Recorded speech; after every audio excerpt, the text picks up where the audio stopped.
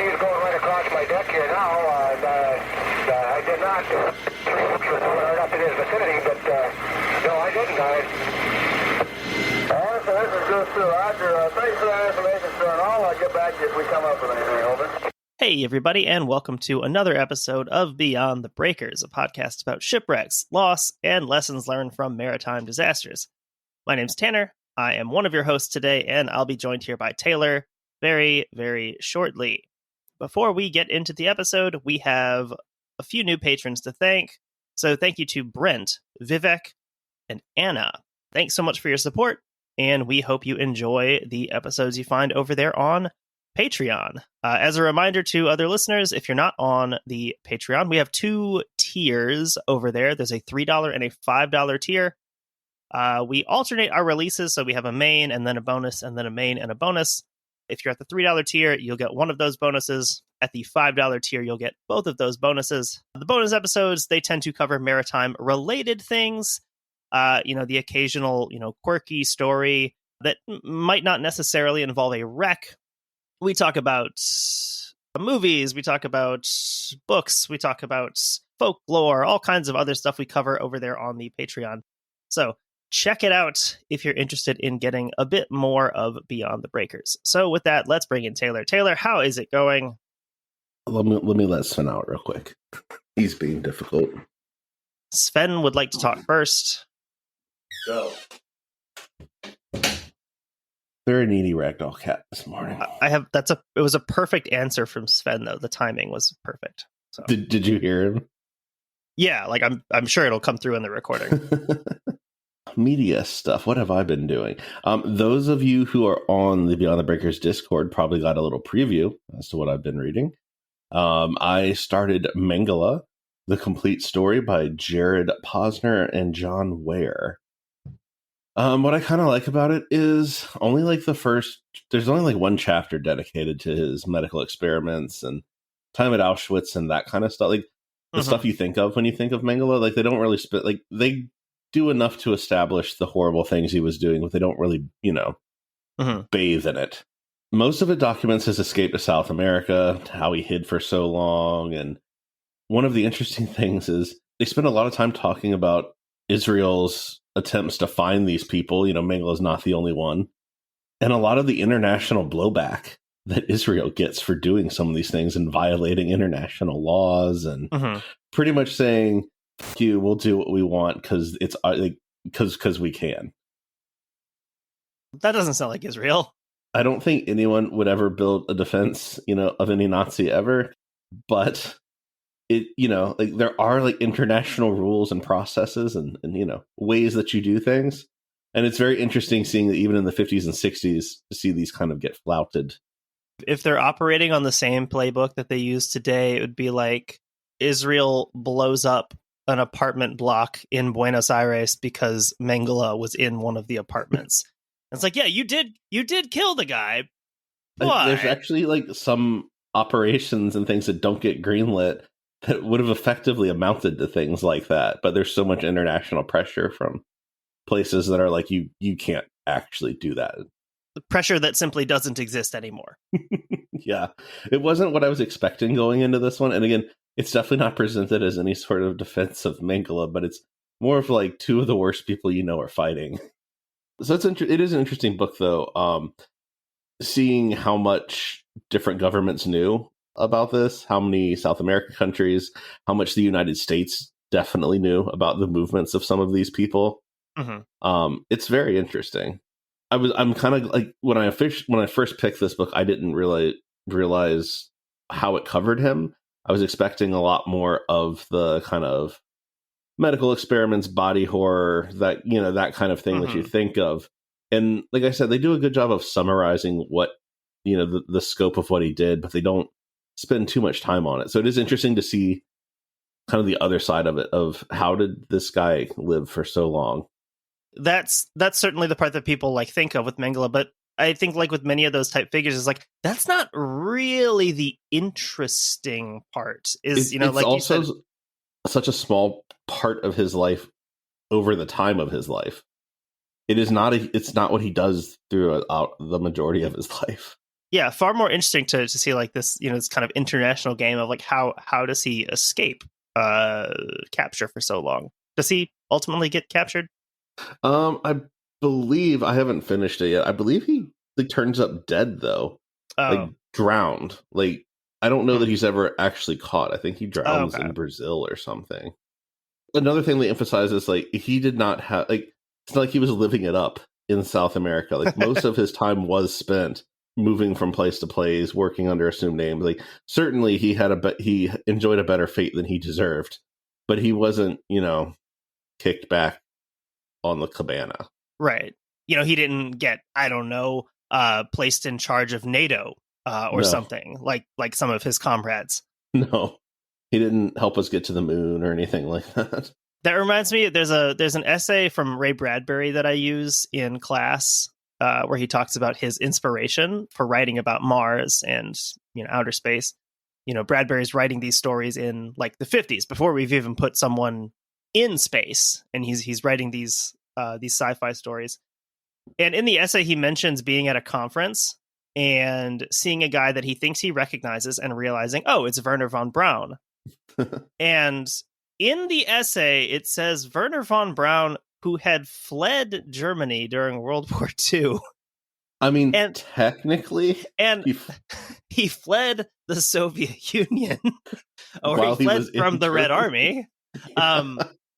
Certainly, but yeah, reading it, and I always like highlight that with my students, and even my most recent student I read it with, who's very like up and knowledgeable on those types of things. He kind of like turned his head oddly, like reading that when we were talking about like, oh, a scientist like fleeing from Germany in 1945. What were you fleeing, Mr. von Braun? Yeah, it's like that's not the word I would use necessarily. I would. So then the other thing, because not everything can be dreadful and full of terror all the time, we started watching the show The Traitor, hosted by Alan Cumming. I haven't watched a lot of reality shows, but it's kind of an all-star reality show thing where they take people from different shows. So you'll have people from The Bachelor, The Real Housewives of wherever. Is it an American show? I think it was originally in the UK, and now there's an American version. There was a girl from Below Deck in one season, so it's pretty cool though. It's just nice to have like a low investment show to watch. The stakes aren't very high. It's fun to kind of see I get why people like the shows with all the drama, because you do end up kind of getting tribal with it and picking a side and be like, I can't believe so and so would say that, all that kind of stuff. Like, it is fun. The bits of Survivor that I pick up when Katie's watching it. Yeah, and there's people from Survivor on there. And if you've watched a lot of these shows, it's probably cool to see some of the like all-star people interact from different shows. It's kind of like when you have like in like martial arts, when you have like a Brazilian jiu-jitsu guy fighting against, a karate guy or whatever other serious martial arts there are, against like a judo guy, and seeing how do their skill sets interact. So you've got an amazing race person up against a Big Brother person. They kind of do that too, because someone from one of the like gamery type shows like Survivor, and like they're up against like a housewife, like it's very like the dynamic is very different. I'm in season 3, and there was someone from the Housewives of Dubai, and I don't want to know what kind of evil shit that woman's husband does. You thought the New Jersey ones were bad, getting into trouble. There's probably some bad shit going on there. The only person we're 2.5 seasons in. The only person I've truly hated watching the show, and hopefully someone out there listening will know who this is Boston Rob. That guy. From Survivor? Yeah, that guy. Yeah, him I know from Survivor. Like he's the only one that got like a visceral reaction from me. I've watched like all these Bachelor guys and stuff and been like, fine, whatever, you're like a golden retriever. But Boston Rob. Because I haven't seen him recently, so yeah. He looks like someone that would be hustling at like a card, like a sports card, like expo. My little bit that I remember thinking that like, oh, if Jersey Shore was like Boston Shore, he could be like on it. Yes, he just gives gross, like your uncle's friend from Boston is who he is now. What about you? What have you been up to? Well, I guess speaking of Boston, I mean, this is a decent transition. I've been reading several books, but one in particular called Baseball in the Garden of Eden, The Secret History of the Early Game by John Thorne. John Thorne is like I assume he still is, I'm not sure, like the official MLB historian. What a job. He was like the main consultant for like the Ken Burns baseball series. He's interviewed in it several times. So this is like the Pope of baseball, basically. John Thorne's pretty cool. I mean, for a guy, baseball has this reputation as being very sort of like dusty and stodgy and conservative. And John Thorne, he was actually really instrumental in getting the Negro League stats, integrated, you could say, into Major League Baseball history. So that now, when you look back at those records, all of those Negro League players who never had a chance to compete in the majors are included in those statistical conversations. So like you can look at a Josh Gibson along with all of the other, the Babe Ruth, the Lou Gehrig's, all those other historical players. So yeah, he's a very progressive guy for someone that you associate with this rigidly conservative sport, especially to be involved with it that long.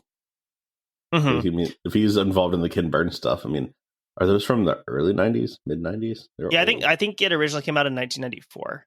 I will say that is a bit of media that transcends like time. Like it is pretty timeless viewing. That's kind of the point of the series is, baseball, it transitions through the ages, and how it's a very American sport in that way, that being a positive and a negative thing. But yeah, that book is really good. It basically, if you were to watch the Ken Burns baseball documentary, that first episode where he really goes into the weeds of like the 1850s, 60s, 70s, this whole book is basically about that time period. I'll have to check that out. I've seen this book pop up, but I'd never pulled the trigger on it before. There's parts where it's a bit, the timeline is a bit sort of repetitive because he sort of goes back and tells the same story from a different perspective.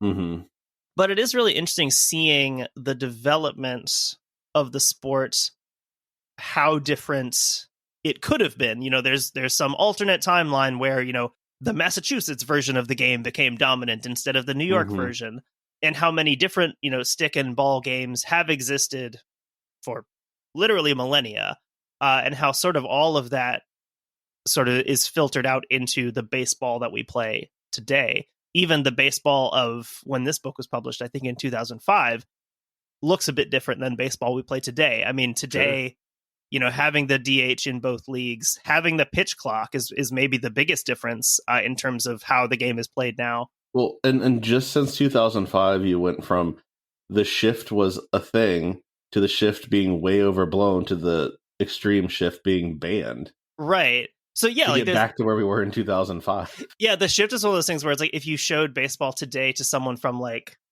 I don't know, the 70s, they would see like how the fielders are aligned and go, okay, that looks pretty normal. Whereas if you showed it to someone in 2015, they'd be like, well, why aren't they shifting?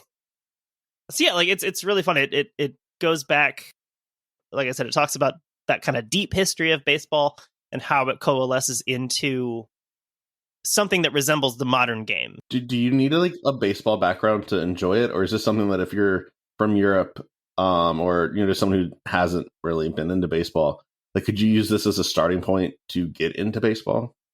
It's possible. I would say as long as you're interested in like that era, because a lot of it is just very cultural. This is just a piece of what the culture is, and that's sort of why baseball takes off. And actually, it is interesting to see how much of a role gambling had in sort of making it a legit sport. And I think they cover this actually in the Ken Burns is the idea that, despite baseball's questionable relationship with gambling, like many sports, but I think baseball, maybe most famously of the big team sports, baseball sort of owes a lot to gambling in terms of making it a real sport and not a kid's game. Yeah. This is something that's going to get adults interested in your game, and you need that for something to become a legitimate sport. I remember the NFL book, I can't think of the name of it, that I read last year, kind of touched on that too, that there's a weird tenuous thing with sports where you need the gambling aspect because otherwise people aren't going to show up. You need to be able to control it, but like it kind of, you need an element of that there, at least to get it off the ground. I'm waiting for like the suspension report to be brought to you by DraftKings. So then, like when that guy for Cleveland who just got busted, that stuff's wild. I have no problem with like legalized sports gambling, but I don't think leagues should have preferred betting partners and stuff. It seems a little hypocritical. I think they should exist in completely separate I miss the old days when announcers were not allowed to talk about odds or gambling or even mention that it was a thing. Now they can just come off of an ad read and tell you, these are the odds on this. There's problems there that I feel like that bubble's going to burst. I think at some point it has to. It is a bubble. I mean, I look at my own usage of sports gambling. I've taken a break from it. Will I probably do it once college football comes back? Sure. But I like taking breaks. I like that someone had suggested this on Twitter, but it's the electronic gambling that is really the problem. Like, gambling should be legal, but you should have to go to a gross gambling den to do it. Like an off-track horse betting place. You should have to put something down in terms of social credibility to do it. It should be legal. Do what you want with your money. Not just swiping out of Instagram and into FanDuel. You shouldn't be able to get to it from MLB.com. I also hate that ESPN's involved with it, because then that feels like a third thing that should be separate. Well, especially because they're the ones talking about the sport and deciding who you get exposed to and who you think is a good player. Mm-hmm. And if they're also connected with the gambling odds, then isn't that a conflict of interest? I know it is. That's not a real question. Speaking of baseball, rest in peace, Bobby Jenks. This is one of the first big sports deaths that really affected me. Yeah, that one, when I saw that name come across, that is not someone I'd thought about in a while, but also that's not a name I should be reading that had died. Yeah, I mean, he was only 44. I mean, he would probably be the first to tell you that in some ways, based on his early career, he's lucky to have made it that far. Yeah. He did not take care of his body early in his career when he was really dominant. He didn't play very long. He had a lot of injuries he dealt with, especially the end of his career, his problems, going through surgery, and he's ends up suing his surgeon and stuff, things like that. But he was doing really well. He was a manager, reportedly, a really good manager that players really loved. That's a really sad one. I know I was a freshman in high school when the White Sox won the World Series. They were I'm primarily a Brewers fan now, but the White Sox are always that first baseball team I really ever watched. They haven't been much to watch lately, really since they won that World Series 20 years ago. That was very sad. Yeah, that one got me a little bit. I feel like baseball is probably the best sport for guys who were good, but not all-star players. There's just more good players that you remember, and I feel like he was definitely one of those. That not someone I'd think of, not a household name necessarily, but certainly a player I remember fondly. That his rookie season, 2005, he was just dominant. He wasn't even the closer all season, and then he ends up pitching in every game of the World Series. He gets that final out. That video, the final out gets recorded, and Pierzynski's in his arms as they're celebrating. That's really cool. That's one of my earliest. Has that gross new metal bleached goatee. That comes later. He did not have that when they won the World Series, but yes, he does. He does have that unfortunate. That's what I remember about him, is that the puffball goatee. That goatee earned it. Getting a little weird with it. Yeah. So since talking about the history of baseball is a sport full of guys. It is of just guys like that you have those memorable moments, and even if the rest of the person's career isn't a Hall of Fame career, it's those moments are Hall of Fame moments. But at least we have another really sad story to tell today. I'll probably leave most of that in for the bonus, and maybe cut some out for. I think 32 minutes is a bit extreme for the banter section. I will give it to the commenters on that one. Skip to 32 to This is like well, there's your problem episode. Yeah, truly. So our episode today, we are going to talk about a boat called the Drum Major. Okay. I'm going to assume that this is not one you've heard of. I have not. Prior to this, I would venture that a very, very small amount of listeners have. Maybe the ones in the UK have. I'm betting most Americans have not. This is another episode that will relate to canals. Very early on, episode 35, we had the Paisley Canal disaster. This was that unfinished canal that was originally intended to connect Glasgow with Ardrossan, where you had that excursion vessel sinking and killing quite a lot of people. Mm-hmm. Obviously, canals have been mentioned offhand here and there. In the Empire of Troy episode 147, that incident didn't happen on the Erie Canal, but we did discuss the Erie Canal in that episode because that was still a major reason that boats were traversing the Hudson, was to get to the Erie Canal. And then, of course, we had the I-40 bridge disaster very recently with We Always Lie to Strangers. There we discussed the M-Carns, which consists of canalized connecting portions of existing rivers, including a lock system. So yeah, often when we talk about canals, we're talking about a river that has been canalized. Yeah. In part or in whole. Today we're headed to England, Yorkshire, more specifically, where we'll find the Leeds and Liverpool Canal. So this is one of the oldest and most important canals in England. Liverpool, most listeners, even the Americans, are probably familiar with for its maritime and commercial significance. Although Leeds maybe is less familiar, outside of the UK. Leeds is in West Yorkshire on the River Aire, about equidistant between the Irish Sea and the North Sea. It's about 35-ish miles northeast of Manchester, forming a kind of equilateral triangle with Leeds, Manchester, and Sheffield. These are places that soccer fans surely know. I have no proof of this. I just feel like Leeds would feel, being someone who's like from Ohio and the Midwest in general, I just gotta think that Leeds culturally, like, there's a fit there. The Columbus of the Columbus, Ohio of the UK. Like, I have no proof of this, but I just feel like it has to be true. Write in if you can verify that that vibe. I'm gonna go and call it that Bradford is the Dayton, Ohio of the UK, right outside of Leeds. I've always gotten the sense that Birmingham is like the Pittsburgh. Of very much so. Very much so. Leeds' inland location is significant. I have one more. Okay. Newcastle, I kind of get Philly vibes.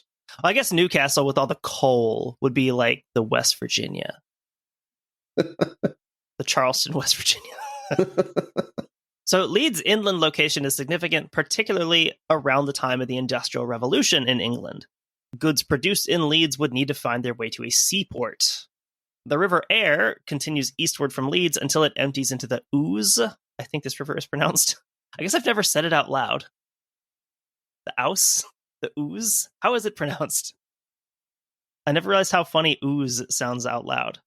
It does. It is the River Ouse. It's very slow, very viscous river. Until it empties into the River Ouse, which itself joins the Humber near the city of Hull on the North Sea. This route was partially canalized. I keep reading that word as cannibalized. I mean, kind of. This route was partially canalized as the Aire and Calder navigation, which was originally approved in 1699 and became operational in 1704. It is fun reading, these histories here where you have this early industrial activities going on. 1699, over here in the United States, many people here are still, huddling inside their wooden huts trying not to freeze to death.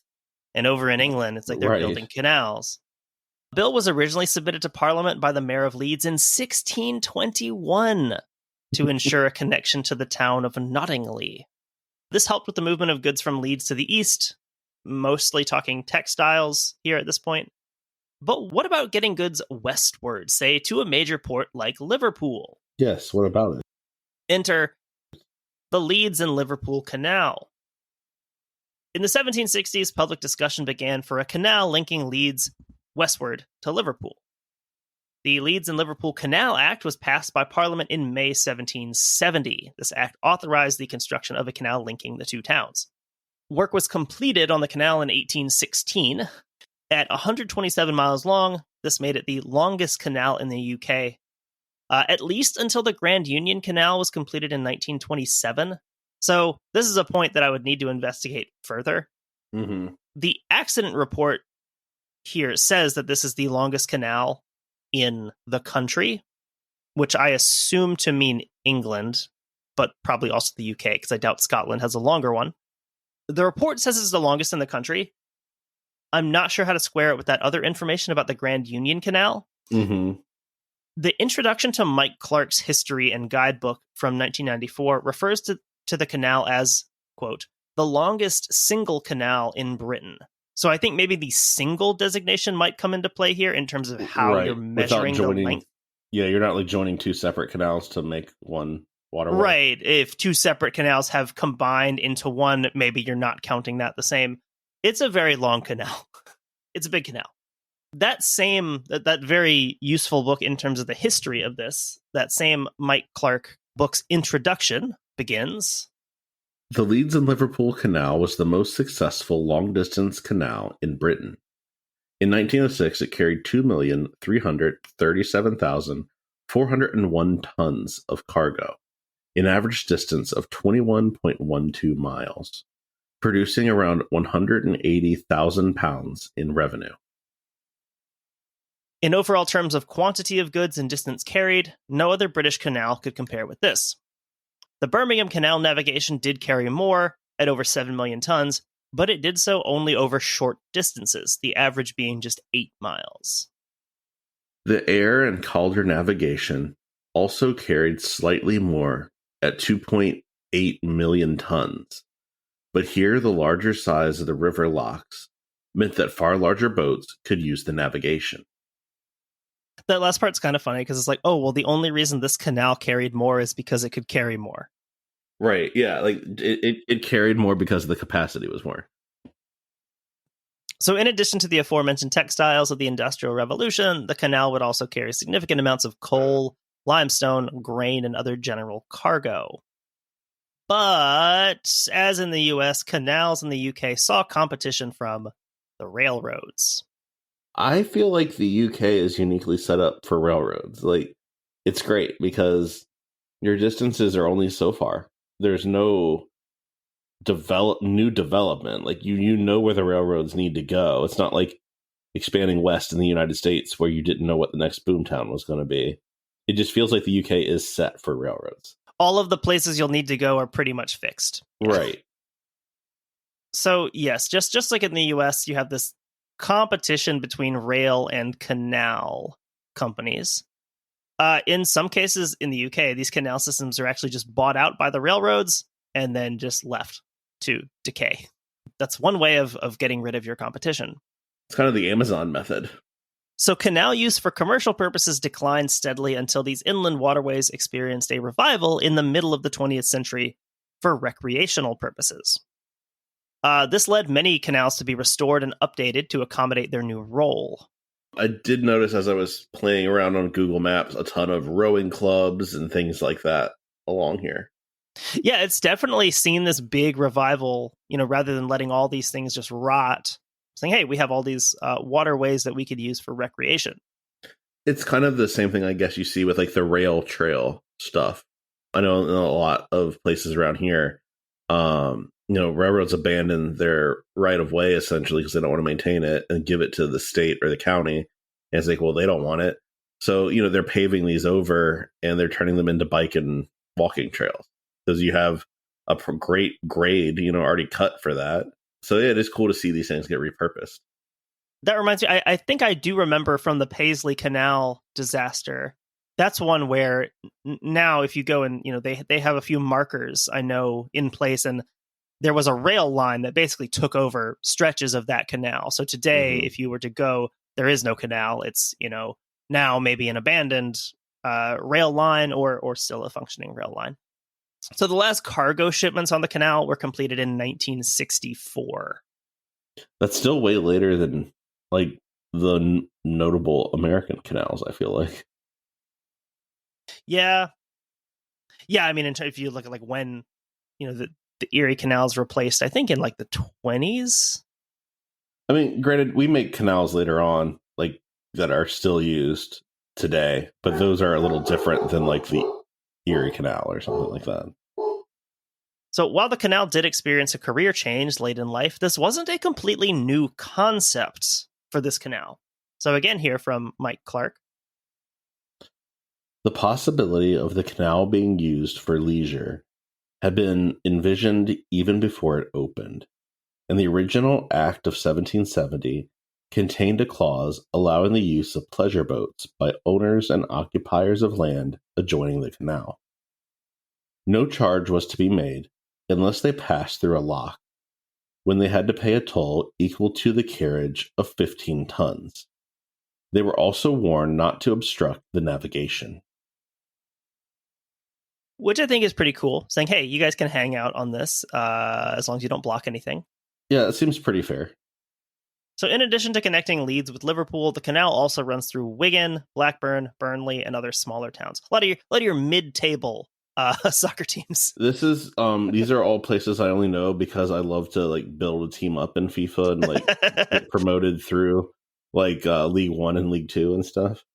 I believe the Plymouth Pilgrims are my go-to. Kind of like you said with the, noticing all the rowing clubs and stuff. A lot of these towns have developed infrastructure, your restaurants, inns, things like that, catering specifically to canal users. It's a fairly common thing for people to take trips down this canal and you just stop and stay at places along the way. The locks on the Leeds and Liverpool Canal, because they do have to cross the Pennines, which, not an enormous mountain range, but, with a canal, even a small change in elevation means a lot of work. Mm-hmm. The locks on the Leeds and Liverpool Canal were built to accommodate broad boats, common to the area for cargo purposes.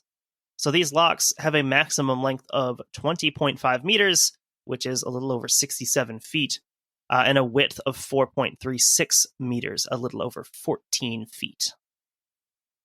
And now that no cargo travels on the canal, these locks are perfect for accommodating 2 narrow boats rather than a single broad boat. Interesting. So I had never really heard of narrow boats before, but I had seen them. When I looked at pictures of these, I realized, yes, I have seen boats like this, and I didn't realize that they were a specific thing. Yeah, I mean, I guess this is what I would have said was a narrow boat, but I wouldn't have had any proof that like it was a technical term. Yeah, I didn't know that was a specific designation rather than simply a boat that is narrow. Narrow boats are funny little crafts. They seem fairly unique to the UK. I'm sure there's similar things other places that have similar infrastructure. Like your canal boats in like Amsterdam or something. Mm-hmm. And they're pretty appropriately named. Our vessel today, Drum Major, is fairly typical in terms of its build. A length of 18.88 meters, which is about 62 feet. Breadth of 2.07 meters, a little under 7 feet. So they're very long and narrow, with a draft of about half a meter or about 1.8 feet. It makes sense. I mean, it's definitely built to operate in the environment that it's in. So most of Drum Major's length was taken up by the accommodation, the inside of the boat. Most of these, if you look at pictures of narrow boats, most of it is covered. There's small areas at the bow and stern that are open. Those are basically just to access the accommodation. The accommodation can be accessed by doors at either end and was divided up into sleeping area, lounge, galley, and dining area. So as we get into the accident, especially, when it's actually going down, important to remember that this is not just a boat that you get in and it's an open area inside. These boats are designed to spend a weekend, a week, like a trip on. You're going to be living on this boat. So it's not like a tour boat where you'd get inside and it's just an open space. It very much, I mean, it's a rail car, essentially. In a way, yeah. Drum Major was owned by Silsden Boats, one of 15 craft operated by the company. This is a small company, described in the report as a husband and wife operation with 4 full-time staff and additional part-time staff. affiliated with the British Marine Industries Federation, Inland Waterways, and the Tourist Board. Those are 3 different organizations. So this is not like a big corporate thing. No. This is like husband and wife that own a boat and are... This might be quite literally our mom and pop company here. Every boat in the fleet was licensed by British Waterways and inspected every 4 years. Between rentals, hirings is the term that's used. That may be the more British term. Boats were cleaned and inspected by employees. Diesel and freshwater tanks were also refilled at that time. So it seems like when you hired the boat, everything was ready to go. You didn't have to supply any of the other stuff. It seems like that was included in the rental. If I'm hiring the boat, like, am I hiring the staff to go with the boat, or am I just getting the boat? Like, is it like a rental car? My question would be, what staff? Because yes, you are not getting anyone. This is a dry lease, I guess we would call it. So this is like renting a car from Enterprise. Exactly. They give you the keys and tell you to go.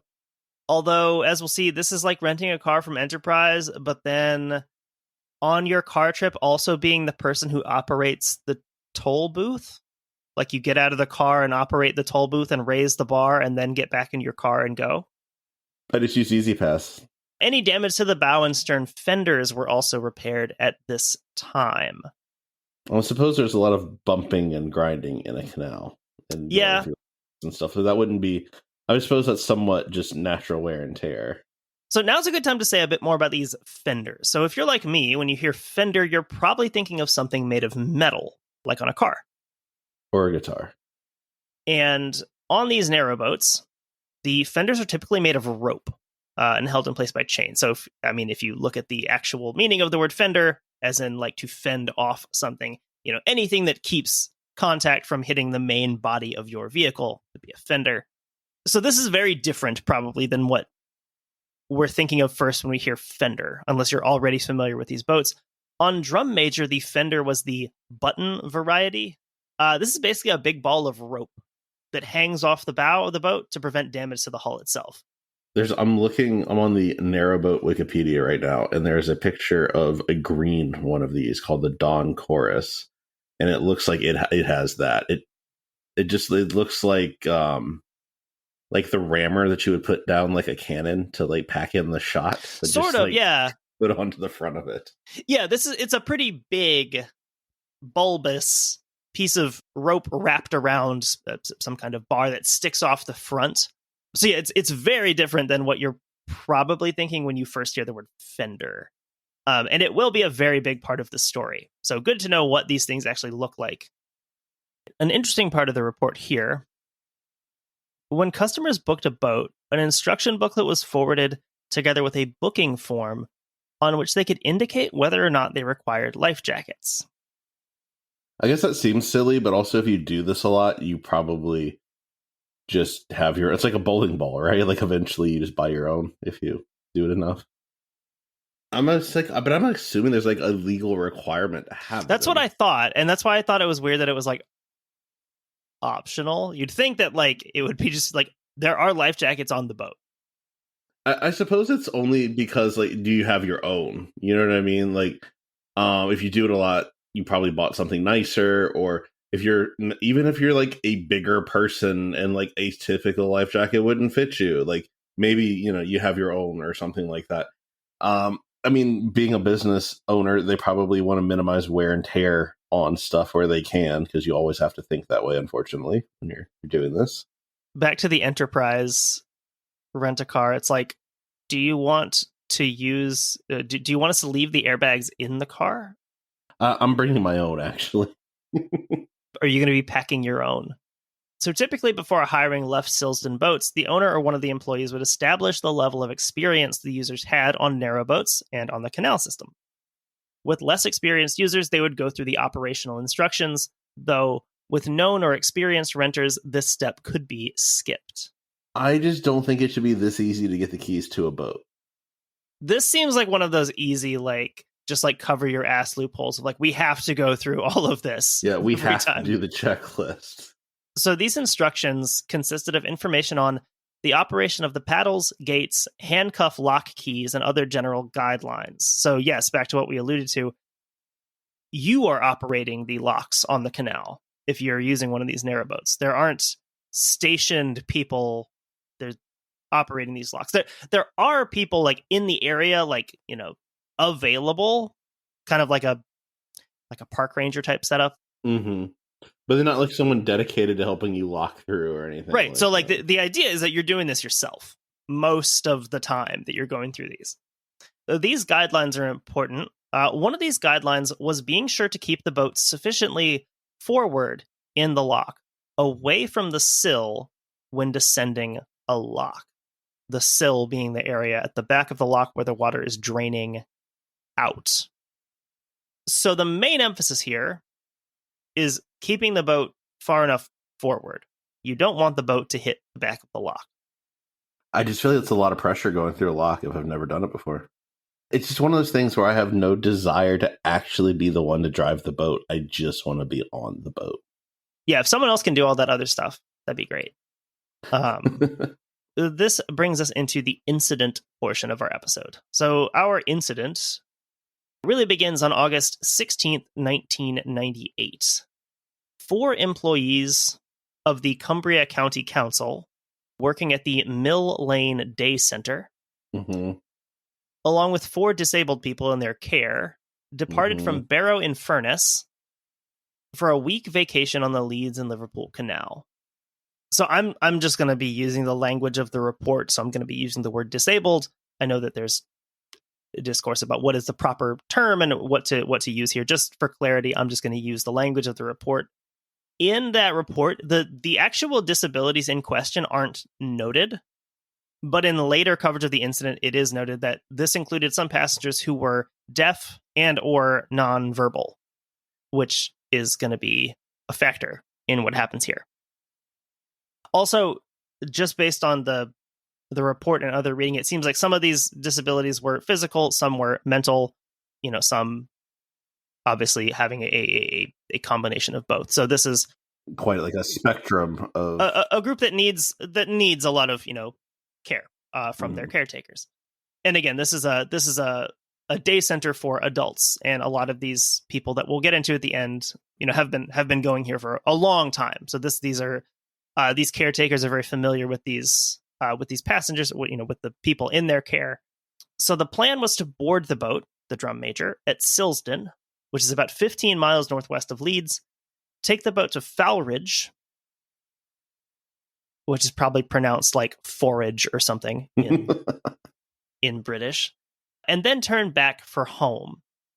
The manager from Cumbria Care had done canal boat holiday trips for years, with about 20 years of experience on the canals. So this is like not a new thing. Like we're talking about like someone unexperienced doing this, but this person has done it before. Yeah, and in fact, all of the caretakers on board have done this before. So the manager, he had previously been on at least 3 boat tours of the Leeds and Liverpool Canal. At least one of these, he had hired the Drum Major specifically. So not just the canal, but the boat itself he was familiar with. Given the manager's familiarity with the narrowboats and being known to Silsden boats, no instructions were given at the beginning of this hiring. I don't know if it's like a uniquely American thing to like think litigation all the time, but like yeah, that just seems like a massive like opening yourself up to being sued because you're not giving the instructions every time. In a court, if you had to answer like, were you given instructions, and you had to truthfully answer no, regardless of your prior experience, that just seems like a liability nightmare for a company. It's like the warning every time you're on a airplane that the flight attendants do that no one listens to. Like there's a reason they do it every time. What if at the beginning of a flight, the flight attendant's like, hey, raise your hand if you've seen one of these before, and like everybody raises their hand, so they just like skip it. Yeah, it's like, no, all right, we're good. So on the return leg, starting on August 19th, 1998, the group planned to stop for lunch at the Anchor Inn outside the village of Gargrave. I absolutely do love the idea, though, of being able to get on my boat and just cruise a little bit and be like, let's stop at the pub for lunch. It's really cool. It's a really cool, like, aesthetic, this whole thing. Would, like, if I ever like hit like the big lottery and you never heard from me again, like this is probably what I'm doing. Just at a canal side pub somewhere in Wigan. I will have no social media. I will have no thoughts on anything.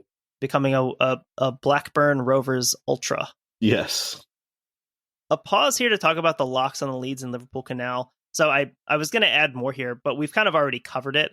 So once this recreational use of the canal took over, it probably doesn't make sense to have people paid and stationed at each of these locks. There's quite a lot of them. Now, if I pay for medical use and get a card, recreational use canals is actually legal in Michigan right now, but so a lot of people from Wisconsin have been going to Michigan to use their canals.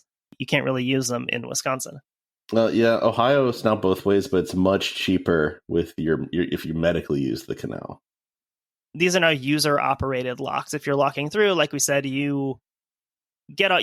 someone from your party gets off the boat and operates the lock to get the boat through.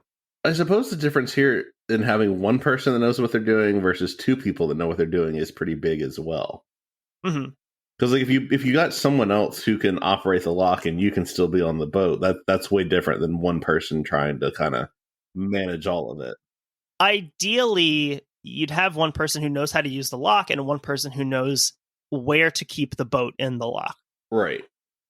So on August 19th, 1998, as the drum major approached Steg Neck Lock, she was steered towards one side of the canal so that the manager and the care assistant could get off and get in position to operate the lock.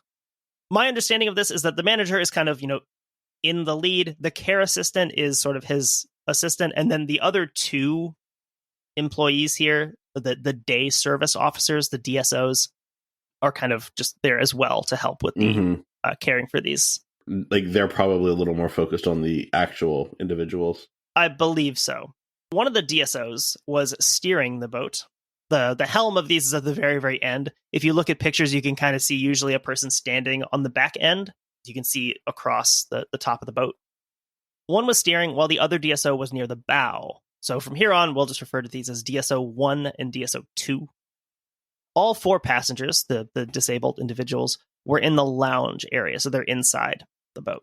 Again, there's not really much space to be outside of that, really, unless you're steering. So quoting here from the report. Before Drum Major could enter the lock, it was necessary to equalize the water levels. Once achieved, and the right-hand top gate opened, Drum Major was moved forward and secured to the right-hand side of the lock. As the top gate was being closed behind her, another narrowboat, Dan's Drum, approached from astern.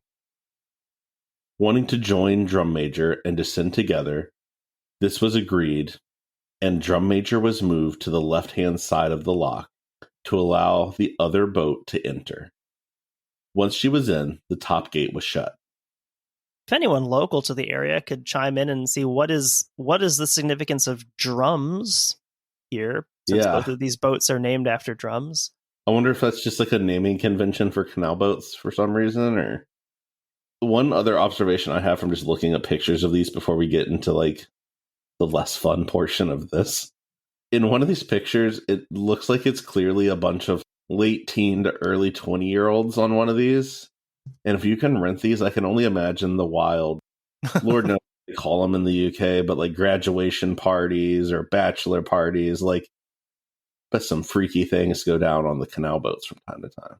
Doing your stag do on the canal boat. That would be like I hope that would just be like the most Leeds thing ever. Like that's just like a stereotype. It's like going to Gatlinburg if you live in Ohio.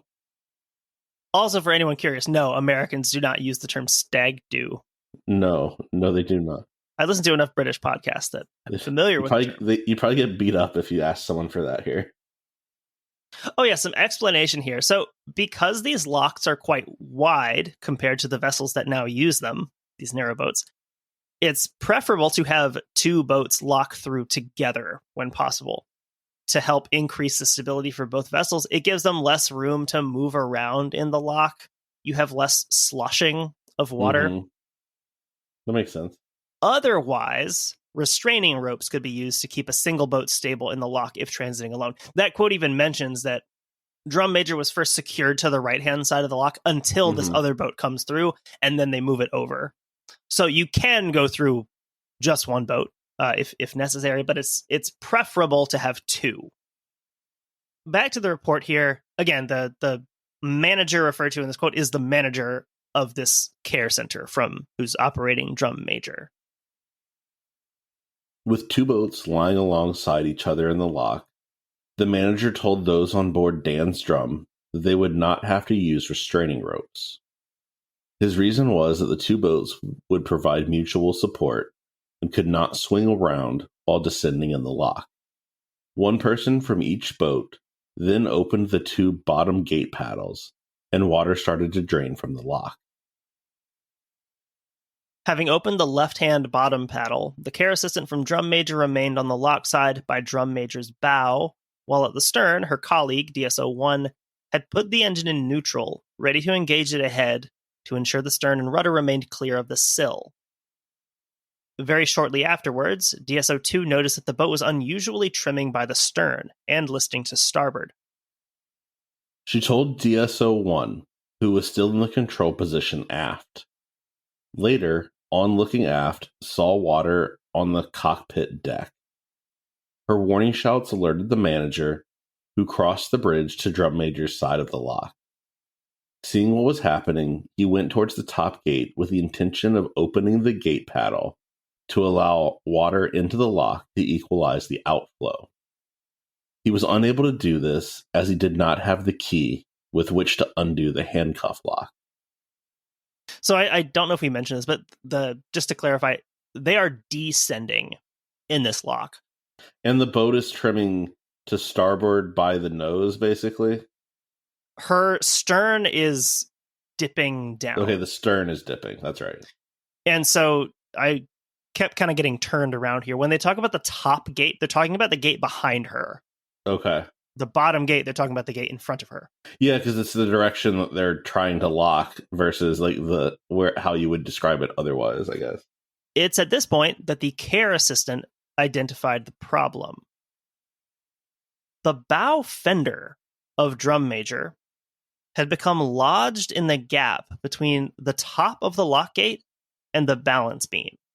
So there's a bit more detail on this in the report, but this ends up being the problem. They notice that, okay, this bow fender, this button style fender we had talked about, is stuck in the lock gate, or just above the lock gate. So essentially it's being like twisted, kind of, since it's stuck and the water's draining below it. Sort of, yeah. It's stuck here, and then what's holding the boat up, the water is disappearing. So it's putting all this strain on the front fender here as the boat dips into the water. So if you think about it, this means that very shortly here, the bow of the boat is no longer in the water at all. Right, like it is hanging, essentially. The care assistant reboarded Drum Major and attempted to dislodge the fender from the lock gate with no success, and got off the boat once again. This struck me as one of those things that, like, looking at it from outside, you kind of see this seems pretty fruitless. Like, this is not probably how you would dislodge this, by jumping on the boat and trying to pull it out. Right. But I think in the moment, it is one of those things that you'd probably do. Yeah, I mean, you've got to try it, right? Like, there's not really a lot of, you don't have a lot of options in this scenario. I imagine this doesn't happen very often. Clearly not, as we'll see here. The manager asked for the key to the top gate paddle, which the care assistant had on them, and the manager then opened the top gate paddle. However, this quickly led more water to flow into the cockpit of Drum Major, and the paddle was closed again. So they open that up, but you're swamping your own vessel at that point? Yeah, so it's kind of an issue of identifying the problem and not immediately knowing what to do to fix that, which again, like, is an issue of, this is the kind of thing that needs to be established probably before you're ever on the boat. What happens if this is the problem? I mean, to take it to like the airplane industry, there's a reason all these checklists exist, and they know these checklists and like when to use them, so that you don't have to think about what the problem is. Like, oh, this is the problem, this is the checklist, this is what we do, rather than being like, oh, now what? it also doesn't seem, we get into this more later, it also doesn't seem that this was a function of, any sort of them skipping that briefing, because it doesn't appear that this would have been covered anyway. Yeah, like this is beyond the scope of how to make the vessel go. Yeah, this seems very much like a freak accident. So DSO-1, who had been at the tiller, went forward into the accommodation to check on the ingress of water. She noted water rising rapidly as she made her way to the forward doors. She also noted that the disabled passengers were grabbing at her arms as she passed them. That was a very sad detail from...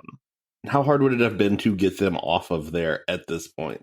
Is that even a doable thing? I believe it would have been challenging simply because the walls of the locker are probably quite high. Yeah, like there's not an easy way to go from vessel to onto the lock, is there? Right. And, these are disabled adults. This would not necessarily be an easy thing to get them off the boat. Right. That wasn't really mentioned in the report. I don't think that would have been even feasible. Yeah, because I imagine they would have tried. That was a very sad detail when it mentions, them sort of grabbing at her arms as she's going forward. I mean, especially not being familiar with the process. Like, you don't know what's normal and what's not, but at a certain point you realize other people are worried. The manager had by this point jumped onto the roof of Drum Major and entered the accommodation from the forward doors. Here he saw DSO-1 coming forward with one of the passengers. So it appears that possibly DSO-1 was trying to get passengers out of the accommodation.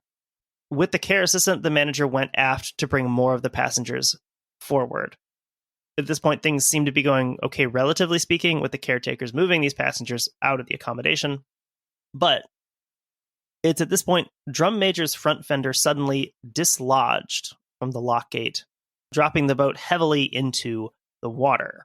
I would imagine that more and more stress and strain is being put on that, as the water drains out, right? And eventually, it's like if you put a plastic spoon under your hand and hold it by the edge of a table, eventually it snaps and releases. Yeah, I mean, if that doesn't happen, they're probably able to get them at least out of the accommodation, but this is at the point where that either breaks off or simply comes loose from the lock. The displaced water from the fall created a large wave which swept through the accommodation. Alarmed by the sudden rise of the water level, the care assistant managed to get clear, but the sudden surge pushed the manager and DSO-1 out of the accommodation and back into the lock, where they were pulled from the water. Only when they were rescued was it realized by the other people on the lock side that 4 disabled passengers were still on board the narrow boat, which was by then fully submerged. The water level in the lock continued to fall until it had equalized with the lower level of the canal. This left the roof of Drum Major exposed and allowed access into the accommodation, though still with a very high water level. This water inside is also full of debris because of all the stuff that was inside the boat. Yes, floating. I'm imagining 3 or 4 feet of water inside this space at least. I don't know about the locks themselves. The canal depth itself, I think, is about around 5 feet. So that would make sense then, right? If these boats are fully submerged, the top might be still exposed, but the water is going to be very high.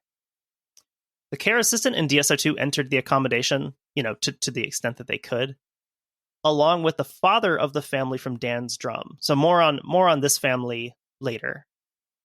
How did that vessel fare in this? Any real issues or? No, there's nothing noted about any issues with Dan's Drum. So, because are they in theory tied together? No.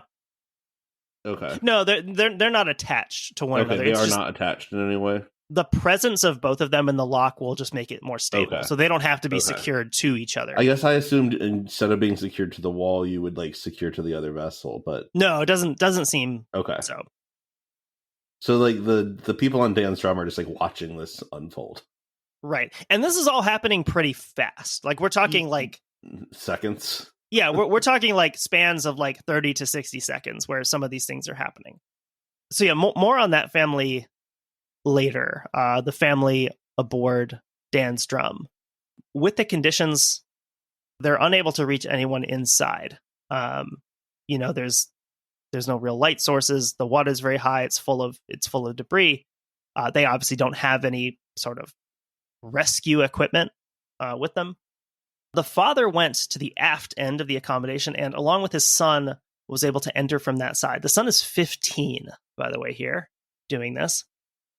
The son was able to reach one passenger and drag him out of the boat, though he showed no signs of life. He was laid on the roof of Drum Major, which was clear of the water. By this point, 2 lock keepers had become aware of the situation and were working to drain as much water from this stretch of the canal as possible.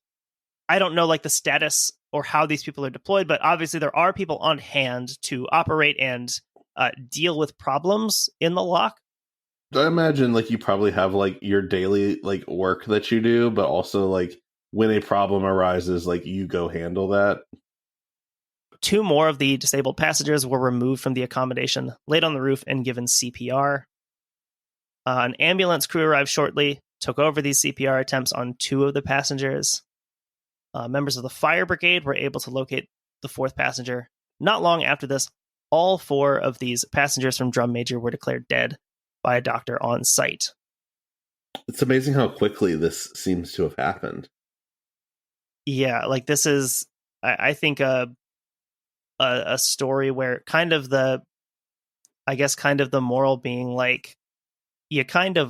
you really, even in a situation where where it seems very safe and it seems like nothing could happen, you do have to be aware of these things can go wrong. Things that you might not predict can go wrong. Yeah, this is this was a very jarring story when I read it first. Yeah, I think it's the same reminder of anytime you're behind the wheel of a car, it's actually a very dangerous thing. There's a reason you shouldn't be on your phone and driving. And it's not even because the phone directly causes the accident. It's that you just aren't able to react to something like this as quickly. And that's not to say that these people were being negligent here. Mm-hmm. And it seems like a bigger issue of the industry itself not really being aware or being cognizant that this is a thing that can happen and it's a thing you need to be careful of. Yeah, and I think it's just if you get the keys to a boat, it's a serious thing. No matter what, if you're in a canal, on a lake, or in the ocean, it can be deadly quickly. But I think also it's an example of how if you overemphasize one danger, one risk, you can sort of become blind to another one. Mm-hmm. And in this case, the emphasis was always on keep the boat clear, keep the stern clear of the sill. Right. Yeah, and especially if you're inexperienced and you become fixated on that, it's well, I can't. And go you back. say, well, I definitely don't want to do that. It's not totally clear because the DSO who was operating the boat says that she had it in neutral, so it doesn't seem like she was intentionally pushing the boat forward. Mm-hmm. But if that's your main focus is keeping the stern clear, yeah, maybe you're not paying attention. And I believe the report noted that from the tiller position, you can't actually see the bow fender. Mm-hmm. So that's the kind of thing that if she could have seen that, it probably would have been very clear what the problem was. Right. And hey, maybe I need to back this off a little bit. Right. So yeah, I mean, there's much bigger issues than the people operating the boat here. Yeah. So in the aftermath of the accident, the lock was inspected to ensure that all parts had been functioning correctly. No defects were found in the lock.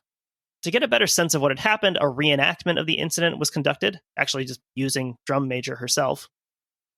Drum Major was refloated, and on August 21st, 2 days after the accident, the reenactment was undertaken with members of various agencies present, including police, British Waterways, the MAIB, and UK's Health and Safety Executive, the HSE. From their website, HSE is Britain's national regulator for workplace health and safety. It prevents work-related death, injury, and ill health. So I'm assuming this is their version of OSHA. Sounds like it. At least they get to keep theirs. We're slowly getting rid of ours. So a summary of the reenactment is included in the report. Drum Major was placed in the lock in the same position as at the time of the accident.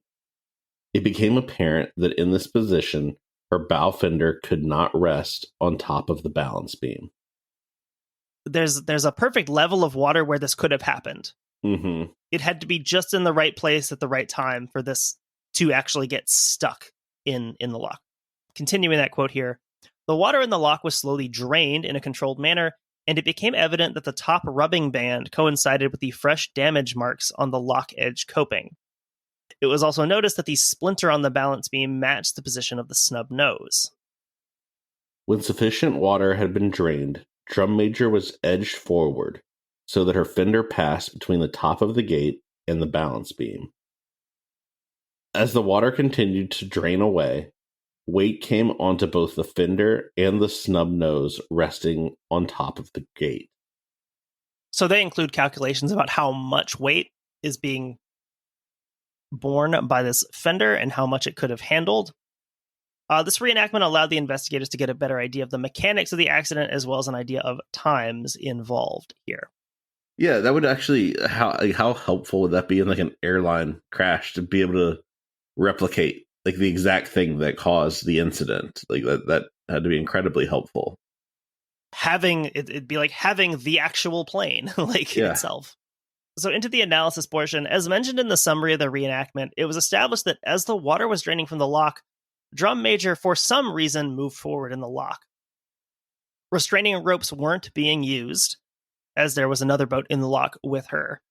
This isn't really emphasized in the report, so I don't know if it would have made a difference, but I would assume the restraining ropes, if they were sufficiently tight, would have kept her in a safe position, forward or back in the lock. I would think, I almost feel like this is one of those things where, best practices would dictate you always use a restraining rope, no matter how many vessels are in the lock. Even if it is, a hassle to have to tie up and untie. Uh-huh. And, it seems this is the kind of incident where I feel like pushes that into effect of This is kind of like when you're a kid and you're squeezing into a car with your family to go somewhere, and you're in the middle seat and it's really, really tight, so you don't wear a seatbelt because you're really jammed in there. It's probably fine. Whether this movement forward was intentional from the DSO handling the boat or simply a function of the water movement isn't really known.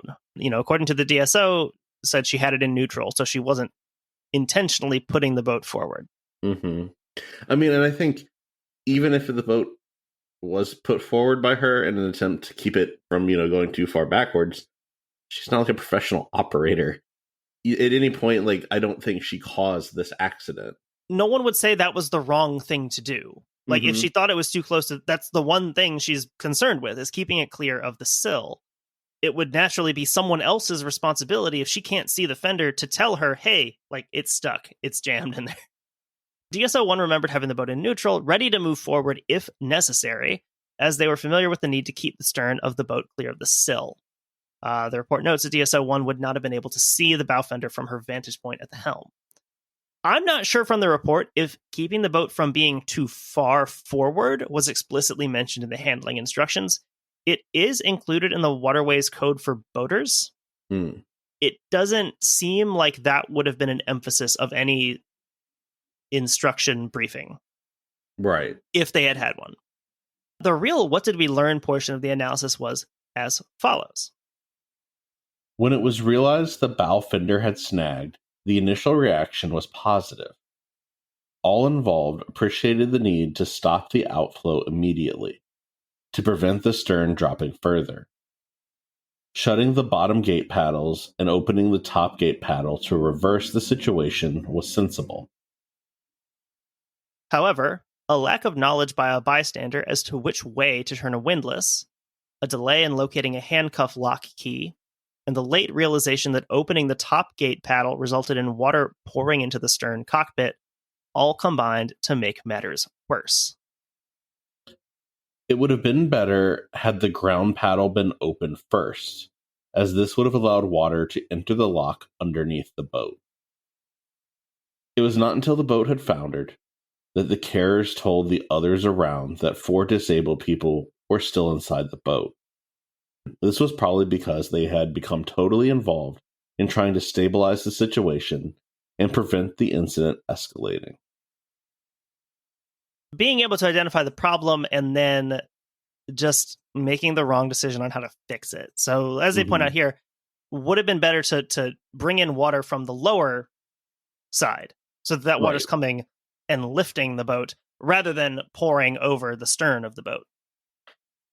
But again, like if that's a situation that you're not ready for, it would be rare to make all the right decisions on the spot like that. Yeah, I mean, especially unexpectedly and then under stress. Like, yeah, you definitely easy things become hard. It's a bit like what we talked about with Ernest McSorley and the Fitzgerald of like, you know, someone so experienced in those environments, and he's radioing that these are the biggest waves I've ever seen. I've never seen the lake look like this. If this is a new situation to this guy, this must truly be a rare thing. And same thing here. This guy has 20 years experience on the canal. He's been on this canal. He's been on this boat. Apparently has never seen something like this, or probably even thought that this was something that could happen. Otherwise, he might know what to do. Mm-hmm. I think that says a lot about, how much of a sort of like, I don't know about 1 in a million, but like a very rare type thing that this would have been. Well, I think a good comparison, and like again, back to the airline thing, is like the whole Miracle on the Hudson situation. That if he had made a different decision, like to go back to the airport, he could. It was not possible to do that. So, you know, he made a decision that turned out to be the correct one, even if it was probably more. In your head, it's more dangerous to land in a river than at an airport. But if you try to get to that airport, like it's not going to happen. So I guess knowing what that's a situation where knowing what the appropriate response is to like where you're at in the accident. You know, is this fully recoverable, or do I need to go on to plan B?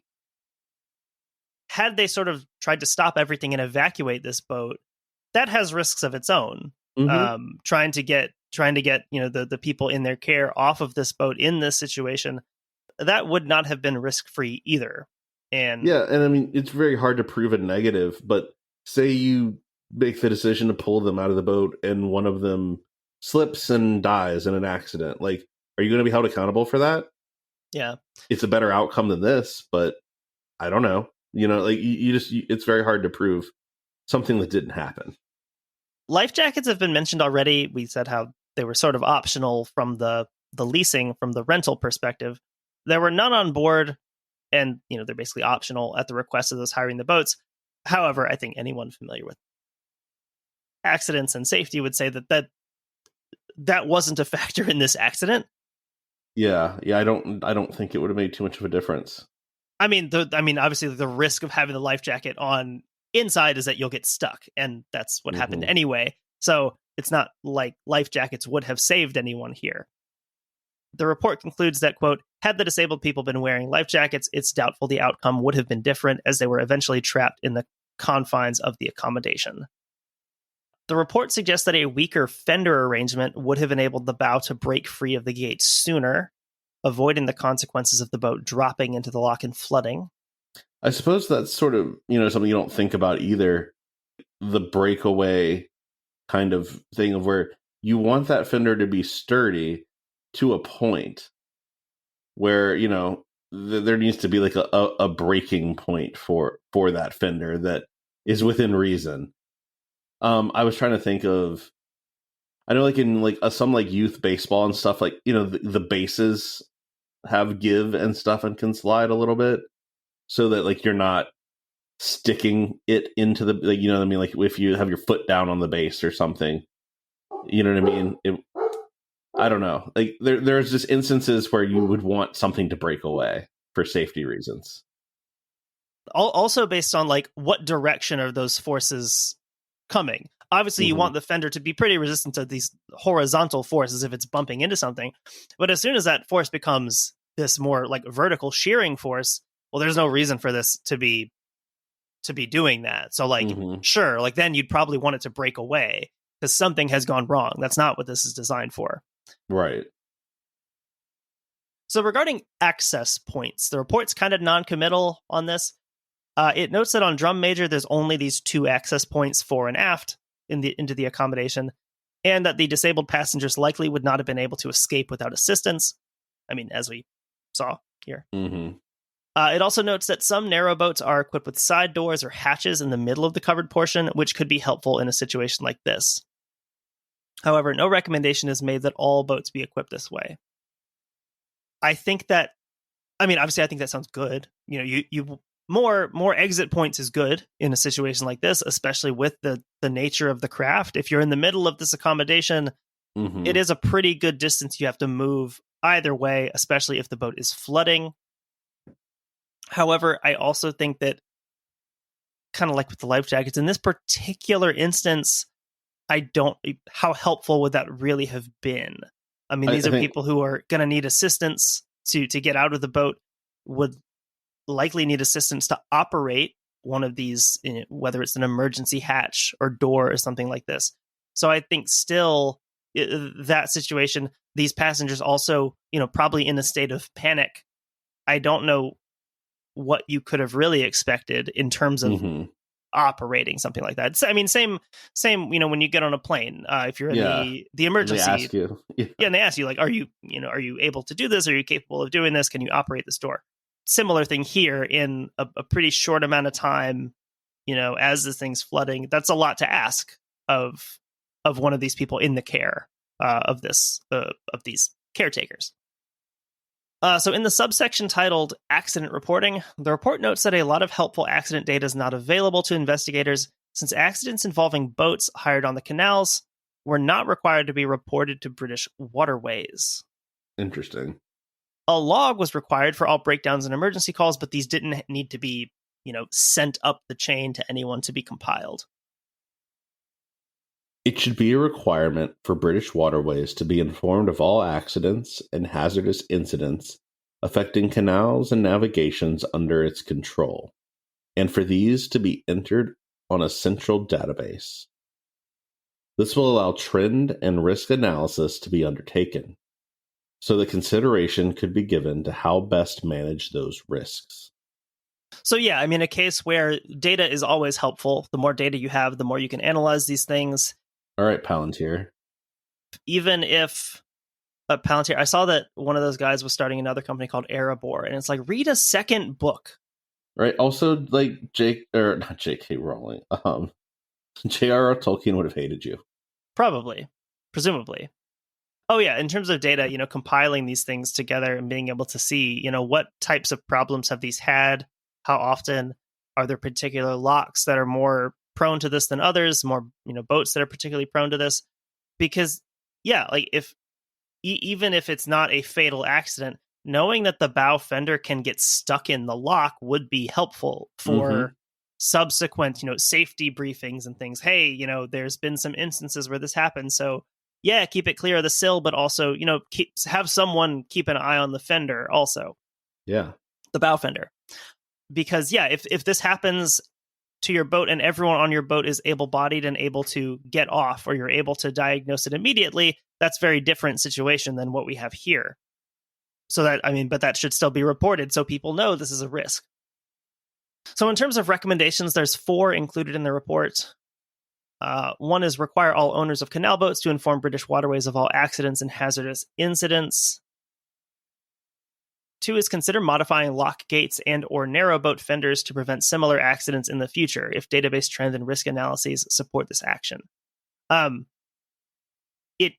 It seems to me that if any of the dimensions here were slightly different, this particular incident couldn't have happened. If the fender were slightly larger or slightly smaller, it wouldn't have gotten stuck. Same with the distance here. Maybe other boats could have if this was slightly bigger or slightly smaller. But I think looking at those things and having some sort of, standardization of how big are these things. Yeah, I feel like this is a great example of, this is kind of a 1 in a million accident, but like the rules and regulations and training exist for that millionth time, not for the other, ones that were safe and easy. Like that, the rules get made because of this, to prevent something like this from happening again. Third one, review the adequacy of existing escape routes on narrowboats, paying special attention to children, elderly, and or disabled passengers. And encourage boat owners to fit weak securing attachments to bow fenders. I think I mentioned this, but these fenders are usually secured by chains. So I don't know if looking at a different type of chain, a weaker, a smaller chain would be the solution there. Yeah, I don't know. Even if it's some sort of rope secured thing where in theory you could cut it. That's a good idea. Yeah, something that's easy to get rid of. I'm sure that there's someone out there like that works with this kind of stuff that, they can conjure up some ideas, but yeah, something that would allow you to break free easier in some form, automatically or, manually, I feel like would have been a game changer here. I was actually on a narrowboat forum the other day, kind of seeing like, is this an incident that is talked about? Is this an incident that is used kind of as an example of these things? And the one thread that I found was, I think it was from 2015, so old at this point. But in 2015, so what, 17 years after this accident, there was still this long thread of, is it going to take another drum major before changes are made? Talking about safety, these same sorts of safety issues on these canal boats. So I don't know more recently if changes have been made, but it doesn't seem like that came quickly, if it did. Interesting. So there's not a huge amount of media coverage of this accident available now.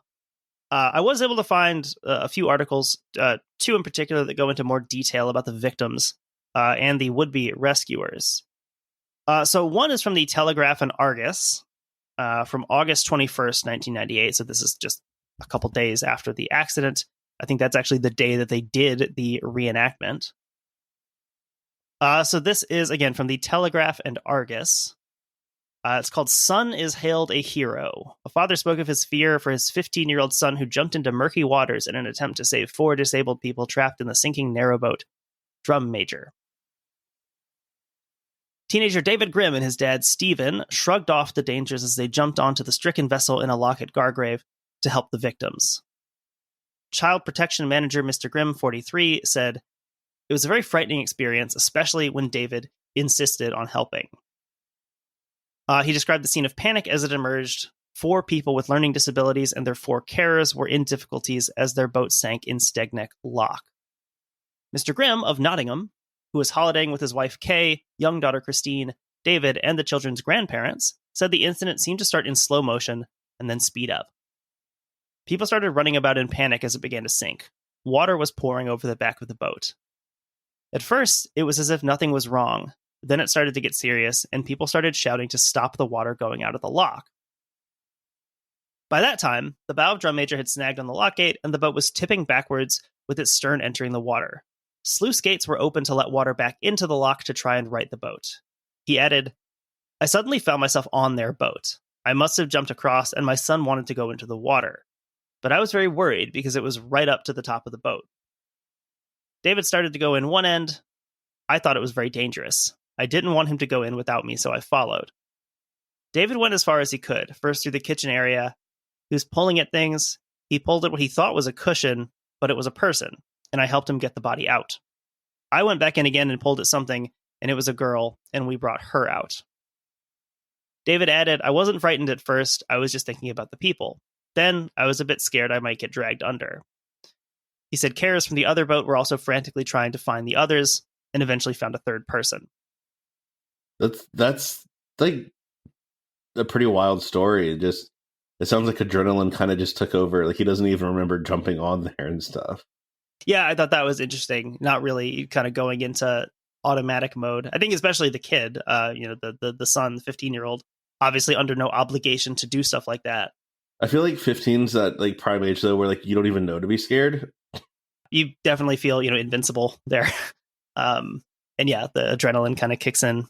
Later in that article, John Sykes of Craven District Council, the body which enforces health and safety rules on inland waterway craft, said it was a freak accident. Quote, "We are not aware of other accidents of this nature.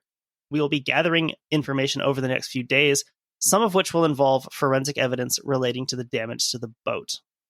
So I think that's interesting, him pointing out that we're not aware of other accidents like this. Doesn't mean they don't happen. It means they're not recorded if they do. Mm-hmm. The last section of that article talks a bit about the victims. A mother has paid a heartfelt tribute to the son whose death has left a big hole in her life. Eric Jones, 43, perished along with his friends Peter Burgess, Beverly Wilson, and John McGill from the Mill Lane Day Center in Cumbria. Today, his grief-stricken mom, Frances, from Barrow and Furness, talked about the gentle, kind-hearted man who was dearly loved by his family. She said, "He meant such a lot to us. We loved him so much. There's going to be a big hole in the family without him. We included him in everything we did. Even though he couldn't speak and was deaf, he went everywhere with us.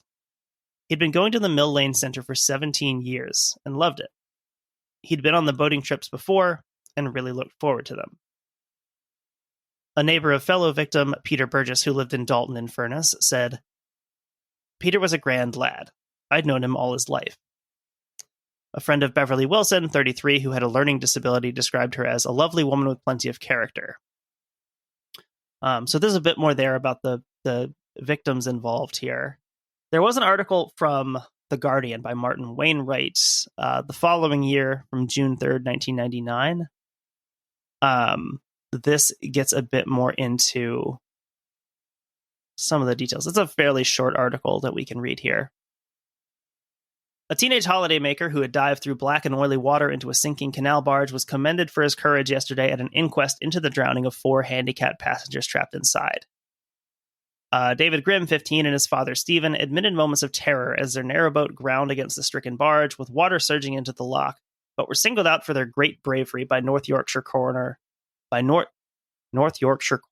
It's a hard That's phrase. a tough one.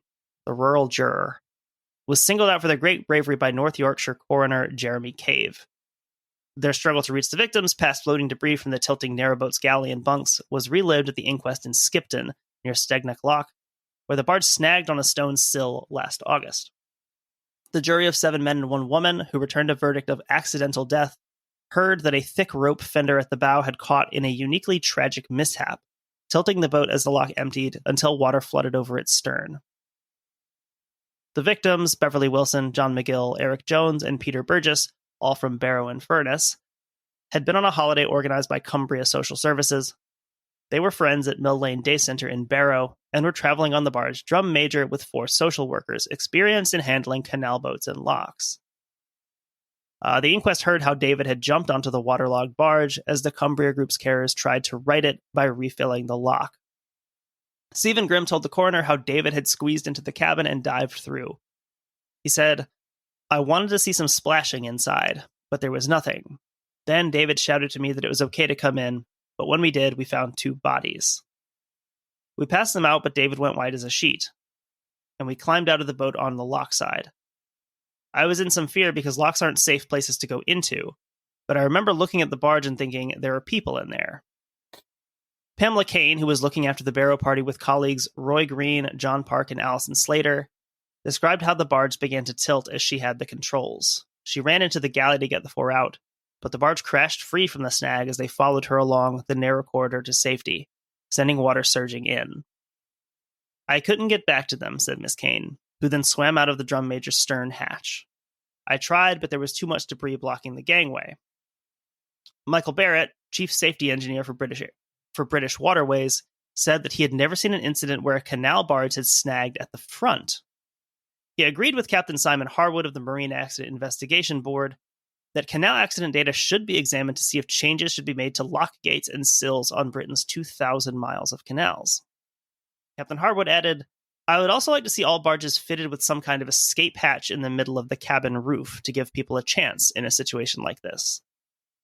Norman Robinson, the health and safety executive inspector who carried out reconstructions of the tragedy, said that it was totally unusual. He added, "The executive has a database record of 100,000 accidents, and we've nothing like this at all." And that's where that one ends. That is I didn't think about it really until the father and son are kind of recapping what they did, but even just swimming around and being in that lock is pretty dangerous. Right, and it goes back to what we said about, there would be risks in trying to get people off the boat also, even if, as she mentions, they are trying to get them out of the accommodation. The dangers aren't over just because you get them out. That's a dangerous place to be, just out of the boat.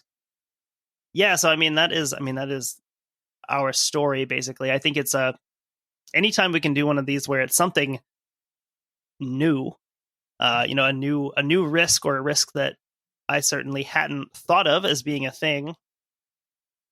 I think in a way it makes it makes boat travel scarier when you realize, oh, there's all these unseen, undiscussed risks. But I think it also makes it more, the more you know, the better informed you are, the better prepared you can be, is good. That's always a good thing.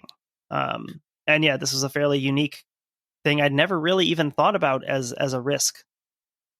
Yeah, this is, I think anytime you start to deal with canals and things like that, it's such a different type of shipwreck than, the Great Lakes or being out in the middle of the ocean. There's much more of like an entrapment kind of feeling in these. They feel very claustrophobic. There is, and I think there's also that sort of, I wouldn't say a false sense of safety, but there's the idea that these are safe because you're basically on land. I mean, you're not out in the middle of the ocean. You're not out in the middle of a big lake.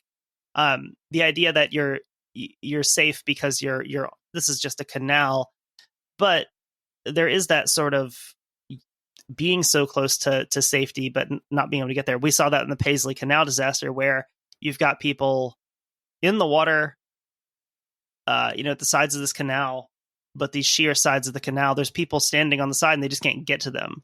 So these people are, a handful of feet away from safety, and they're drowning because they simply cannot get out of the canal. Yeah, so that's a sobering story for sure. But I think a good one to cover in its uniqueness. So with that, we can, I think, wrap this one up. Thank you for listening. If you've listened to the end of this one.